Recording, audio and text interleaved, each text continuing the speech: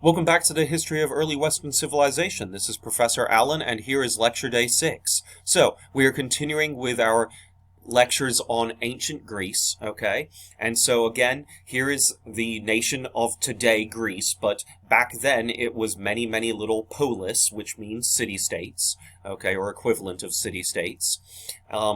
It was extremely mountainous. We have the coast of Turkey right here, or present-day Turkey. This is Asia Minor, as it was called back then, or Anatolia. It had different names. There's many little Greek colonies along the coast of it. One of them we will be speaking about today is Miletus right here. We'll also be speaking about Athens in just a moment. We'll also be speaking and talking about the soldiers from Sparta, including this one right there, the king of, or one of the two kings of Sparta during that period that we'll be discussing, Leonidas, who was a war hero during the wars against Persia, and so we'll be talking about that in just a bit. But first, let's recap and talk a little bit about Athens first, where we were last time.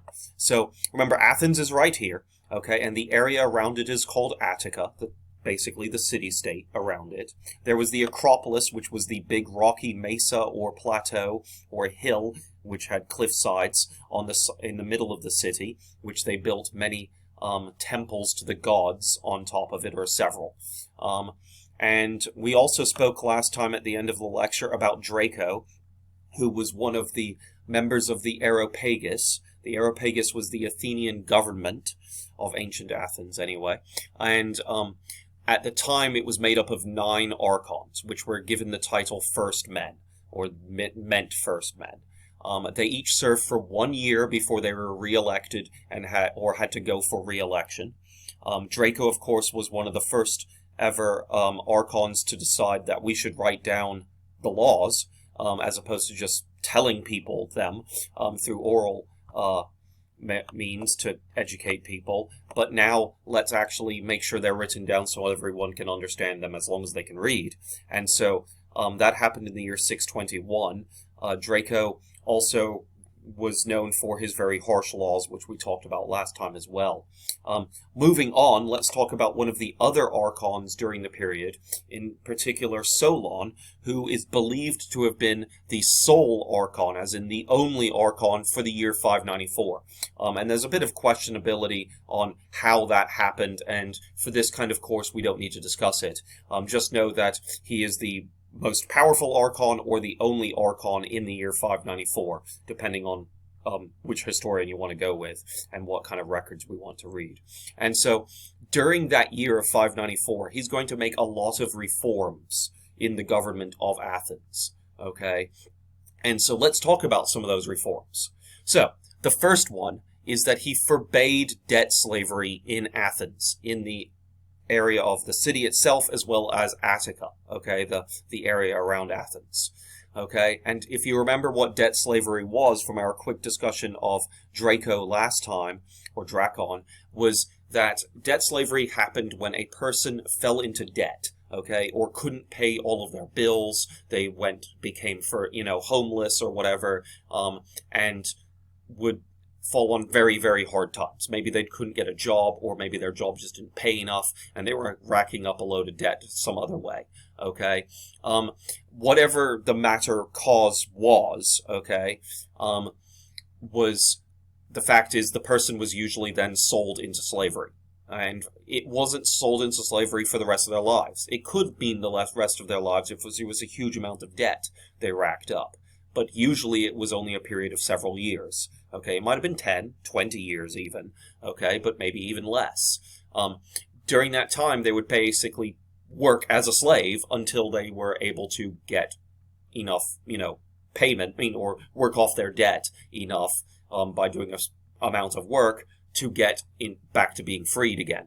And then sometimes, unfortunately, they fell back into hard times because they'd have to get a job afterwards, and maybe they would fall upon the same reasons that happened last time.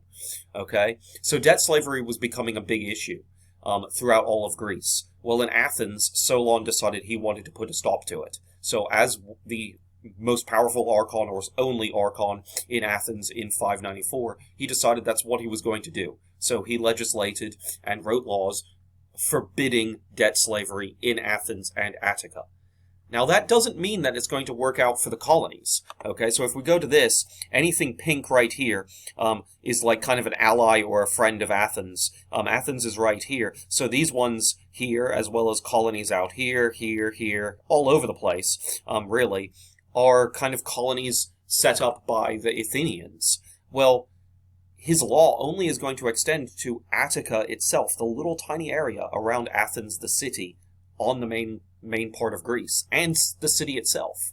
So what's he going to do to help the debt slaves that have been possibly sold from Athens to these other colonies? Because that would typically happen, is, yeah, maybe someone will buy that debt slave in the city itself or somewhere around Attica to work on farms or do some other kind of laboring job, but maybe the colonies might need new workers. And so ships upon ships of slaves were sent through to the colonies from Athens as well as other cities, states in Greece. And so he can't do anything about those, but he can do something about the ones in Athens itself. And that's why he bans debt slavery there. Well, he wants to help the people that have been sold into the Athenian colonies from Athens. And so what he does is he sets up basically the ancient version of a GoFundMe page. Okay, you all know what a GoFundMe page is today, right? And so, but back then, of course, no internet, so how would they do it? Well, it was some kind of city fund, okay, that they would go and you could just donate in person to the fund itself, to the government, and say, make sure that this money goes towards helping buy back Athenian slaves, debt slaves. And so that's what happened. He set up a fund to buy back debt slaves from these colonies all over the Mediterranean Sea and Aegean Sea areas and Black Sea. Okay, so all of these different areas, people could send money from the city of Athens to buy back a family member or a friend or even someone they didn't even know. They just wanted to help out other people. Okay, and so that's what this kind of thing was he could only really legislate to do that, to deal with the ones that were sold to other colonies. What other things did he do? Well, one of them has to do with industry and the farming industry as well as the pottery industry. So let's talk about that. Cultivation is meaning farming, okay? So it has to do with the cultivation industry of olives and grapes, as well as the pottery industry, and then also trade is what this main reform does. And it's all in one big reform. And so what is this? Well, we've already spoken last time that because of the mountainous terrain of Greece, that really only two main crops would grow in any good amount. Okay, olives and grapes. And so they were able to grow quite well throughout Greece. Great. Awesome, right? What do we get from those? Olive oil, which helps with cooking, which we've discussed, as well as wine, right, from the grapes. And so that's excellent, but how can a civilization make that work? Well, he decided that we can make this work to our benefit. Yes, everywhere in Greece does this, but let's make Athens known for it throughout the rest of the Mediterranean Sea, as well as the Black Sea and the Aegean Sea. Let's make the olive oil and wine that we produce here better than ever, and known for being awesome in Athens. And so that's what he does. He kind of starts with this advertisement at first, and kind of pushes the fact that that's what we as Athenians should grow. Is these two crops and make tons and tons of olive oil and tons of wine. And to transport those liquids, how do we transport them? Well, they didn't have glass back then, but they did have pottery, okay, clay pots and big jars, giant jars, the size of, say like a small child, these 3 to 4 foot tall jars, which could be used to transport this stuff. And so that would be, so that's what had to happen as well. They needed to make an industry in Athens building around pottery, bigger than it was ever before. Yes, people made pottery all the time for things, but let's make the industry in Athens center around factories to make pots, okay? Or factory, like people working in the factories, or equivalent of a factory, right? And then transport and use that industry to those pottery jars to transport all the wine and sell it elsewhere around, not just in Athens and Attica, but sell it all throughout the colonies. Okay, not even just to the colonies, but to other places in Greece. make sure it was Athenian branded, kind of this idea of Athenian branded wine and olive oil, okay? And it became very, very wealthy. The city and the people of Athens became very wealthy because of this. Another thing he worked on was the court system. He decided that people, when they went to court, okay, to plead their case, they shouldn't just plead their case to one judge or like a couple people that were maybe completely different class system from them, people that were nothing like that person that was on trial. Okay? And so he brings up the trial by one's peers, trial by jury, which is what we have today in America, is that you can have a trial by your jury, but of people that are close to like you, okay? That are regular day people, okay? Is the idea behind that. And that's what he started in Athens. And when our American government founders, the founding fathers, actually started looking at different governments to be able to build the American system off of, they looked at ancient Greece, and they looked at Solon's writings. Many of them had read things that Solon had done and written. Political office was another part that he ends up engaging into. He decides that we need to have the age of participation in government. A lot more people need to participate in government and need to be getting involved one way or another, whether they either become voting or they actually hold political office. Okay? And so what he does is he makes reforms that any landowner, now you had to own land, you actually had to own the land, not just aristocrats, could hold political office.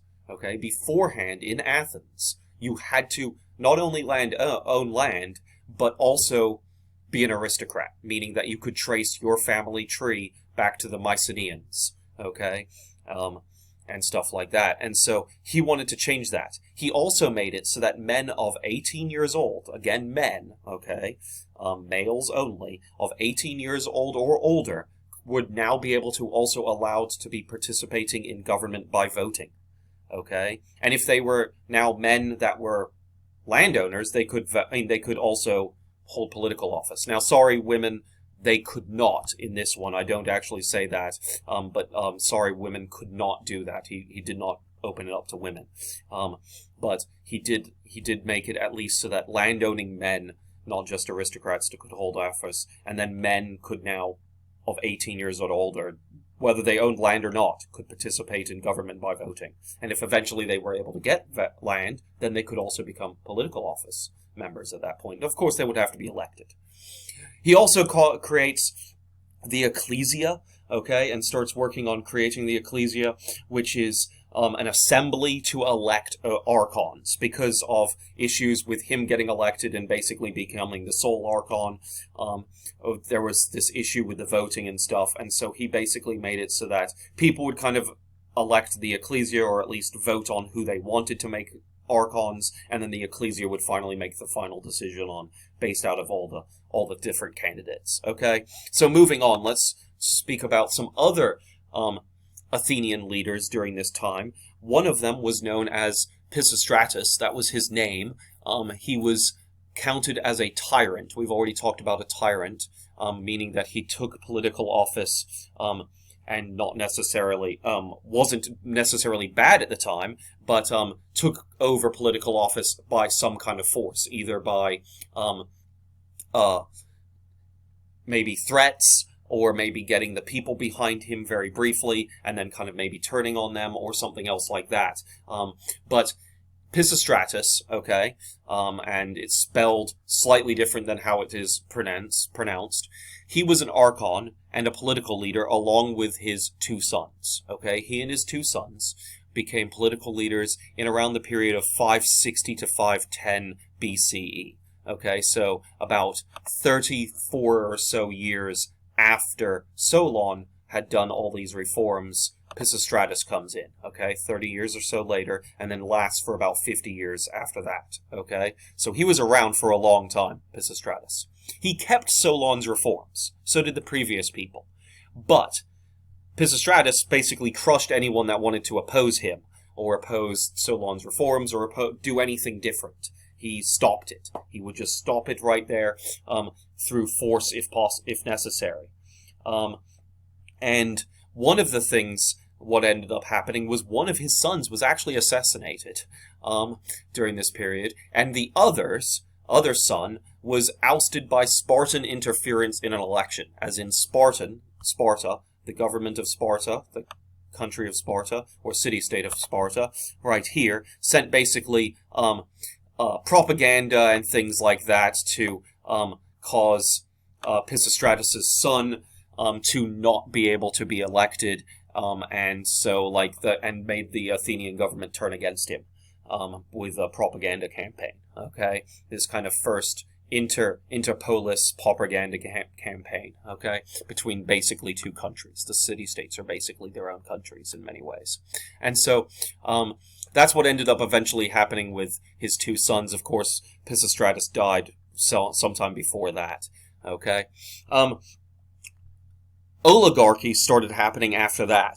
And an oligarchy is the control by a few people. And in this case, it was actually funded by the same Spartans that were interfering in that election to cause the other son to fall out of favor with the Athenian government and Athenian people, kind of funded the people that were pushing this election, okay, that pushed this election and got influence in Athens. So the new Athenian government is kind of pulled from the strings from behind the scenes by Sparta.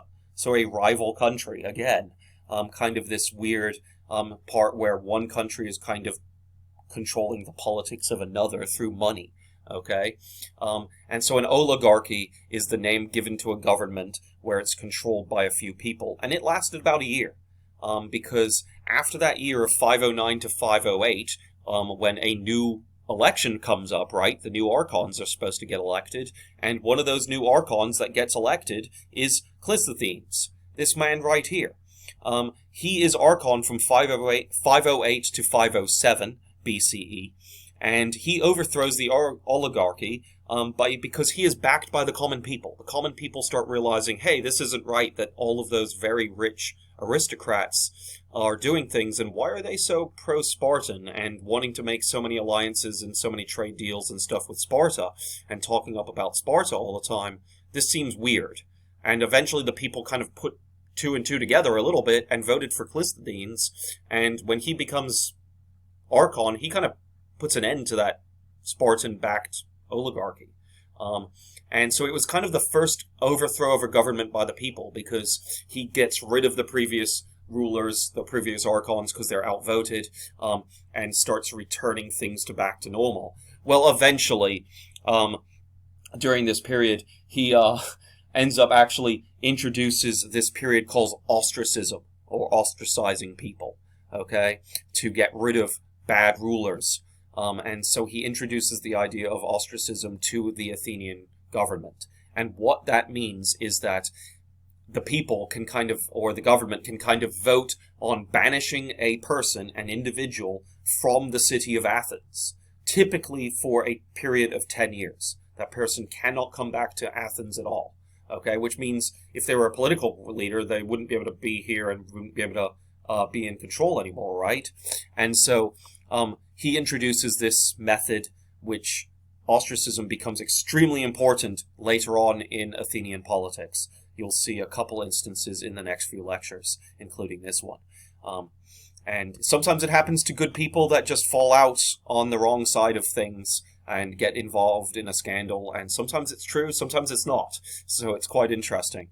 But they're allowed back after that period of time is done, but sometimes it takes a while for that period to be done. Sometimes it's 10 years, sometimes it's less, sometimes it's much more. And 10 years back then, just like it is today, is a long time. But especially back then, people didn't live as long. So let's start talking about Persia in the next lecture, because we're going to have interactions between ancient Greece and the Persian Empire, which we mentioned in the last lectures. And so let's recap about Persia very briefly in the next video.